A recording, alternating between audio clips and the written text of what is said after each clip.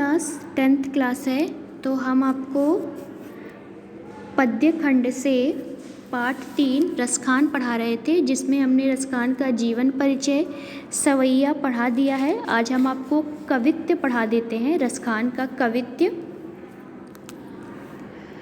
गोरछ बरछे भाल लहलाही बनमाल, आगे गैया पीछे ग्वाल, गौवे मृद पानी री, तेसी धुनी बांसुरी की मधुर मधुर जैसी, बक चितवनी मंद मंद मुस्कानी री, कदम बिटम्ब के निकट तटी के तट, आट चट्टी चाही पीत पट फहरानी री, रस बरसावे तन तपन बुझावे नैन, प्राणी रिझावे वह आवे रसना खानी रे।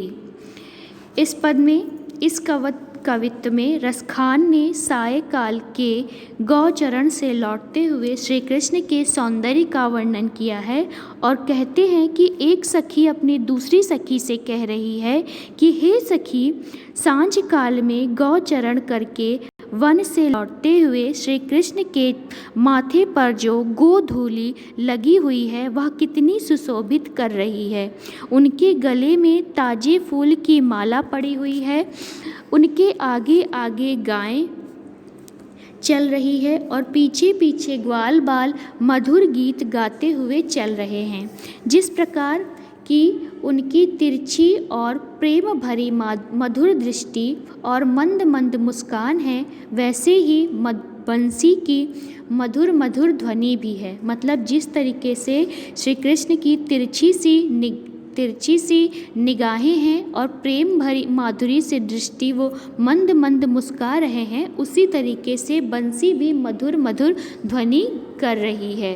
हे सखी, कदम्ब के वृक्ष के पास यमुना नदी के किनारे पीले वस्त्र फहराते हुए श्री कृष्ण को अटा पर चढ़ के देख लो। मतलब कह रही हैं कि जिन्होंने अपने सिर पर जिनके सिर पर गोधूलि लगी हुई है, जो बड़े ही सुंदर लग रहे हैं, गले में ताजे फूल की माला पड़ी हुई है, उसके आगे आगे गायें चल रही हैं और पीछे पीछे ग्वालबाल चल रहे हैं, जिनकी तिरछी सी निगाहें हैं और जो मधुर मधुर बंसी की ध्वनि बजाते हुए चल रहे हैं। ऐसे श्री कृष्ण को हे सखी, तुम जो जमुना जी के किनारे जमुना के किनारे जो कदम्ब का वृक्ष है उसके पास खड़े होकर, उनके ऊपर खड़े होकर देख लो, वरना श्री कृष्ण की इतनी सुंदर छवि तुम्हें देखने को नहीं मिलेगी।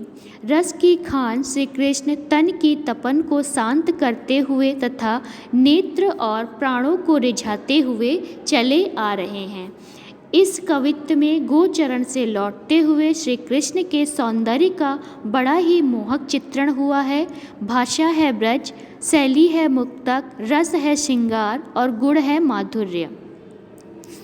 तो ये आपका जो रसखान पाठ था वो कंप्लीट हो गया है। अब आपको प्रश्न उत्तर में क्या करना है, देखिए पहला प्रश्न जो आपका दिया हुआ है कि निम्नलिखित प्रश्नों का संक्षिप्त उत्तर दीजिए। तो ये आपके शॉर्ट आंसर है, शॉर्ट क्वेश्चन आंसर है, तो इसे आप अपनी कॉपी में कर लीजिएगा। जिसमें पहला है आपका कवि रसखान का जन्म स्थान कहाँ हुआ था। तो कवि रसखान का जन्म हुआ था 1558 ईस्वी में हुआ था। इनका वास्तविक नाम क्या था। इसके बाद गोपियाँ ब्रज से क्यों भागना चाहती हैं, रसखान का पूरा नाम लिखिए और रसखान की मुख्य रचना लिखना है। तो आपको ये सभी प्रश्न के उत्तर आपको आपकी बुक में मिल जाएंगे। इसके बाद दीर्घ में आप देखिए कि आपको लिखना है कि कवि रसखान का जीवन परिचय देते हुए उनकी रचनाएं लिखिए। तो आपको प्रश्न क्या करना है कि जो शॉर्ट वाले प्रश्न उत्तर है आप इसको कॉपी में करेंगी, इसके अलावा इनका जो जीवन परिचय है वो आप अपनी कॉपी में कर लीजिएगा। तो बच्चों, आपको ये जो संदर्भ सहित व्याख्या है इसे अपनी कॉपी में नहीं करना है, आपको सिर्फ प्रश्न उत्तर करने हैं और जीवन परिचय अपनी कॉपी में करना है। तो बच्चों, आज के लिए बस इतना ही। Thank you.